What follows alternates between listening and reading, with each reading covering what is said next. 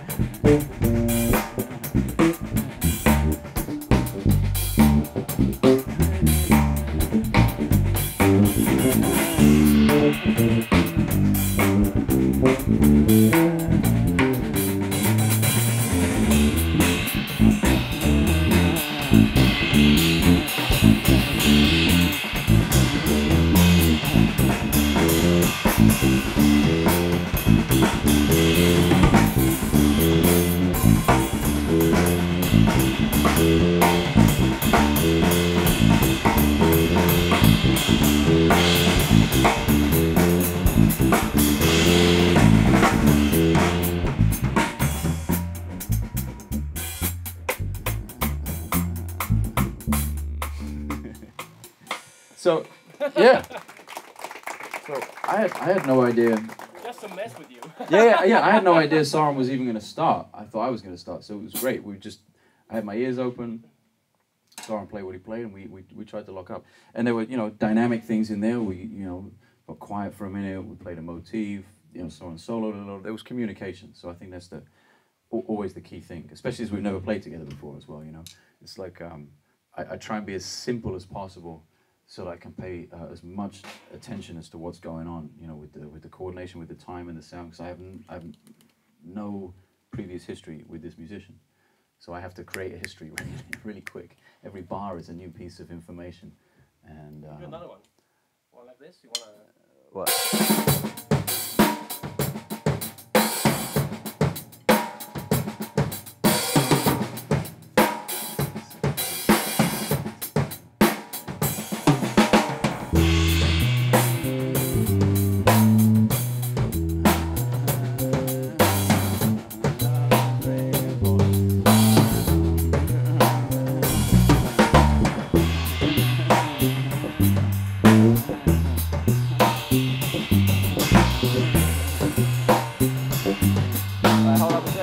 So, of course, he picked my least favorite time signature, right? 5.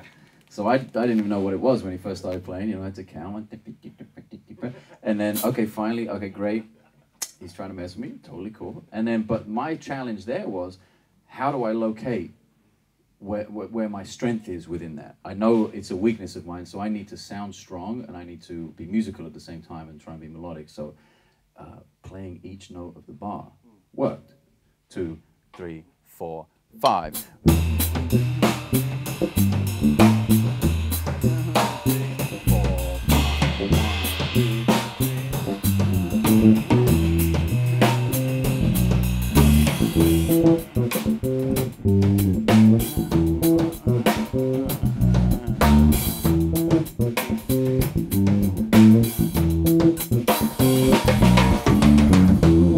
So, and then I suddenly, you know, a little bit of confidence in myself for a second, and then I was able to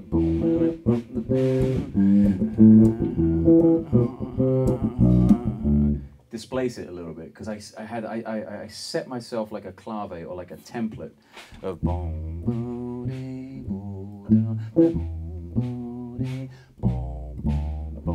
boom, boom. So my body is still dom, do, dee, boom, dee, boom.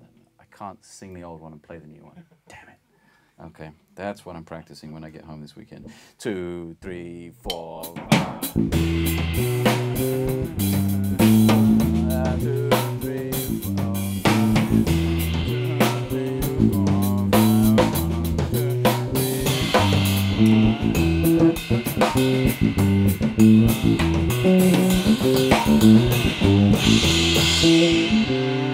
Oh, sorry, yeah.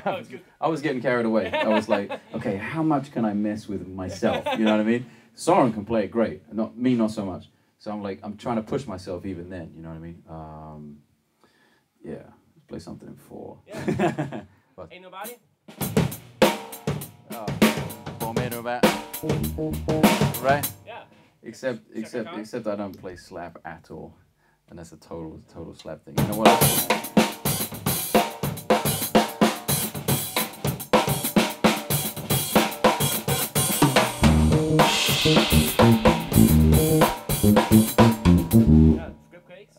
Oh, script case? I didn't even know that one. Shit. I don't know the bass line to that one. Power? Yeah, I know. I don't know the bass line to it. But what about if we're gonna play a bass line thing? Do you know Actual Proof? No. The Herbie tune or Sing the groove. I wish I could, man. No. Do something straight, some straight. Yeah. Just play something in 4. You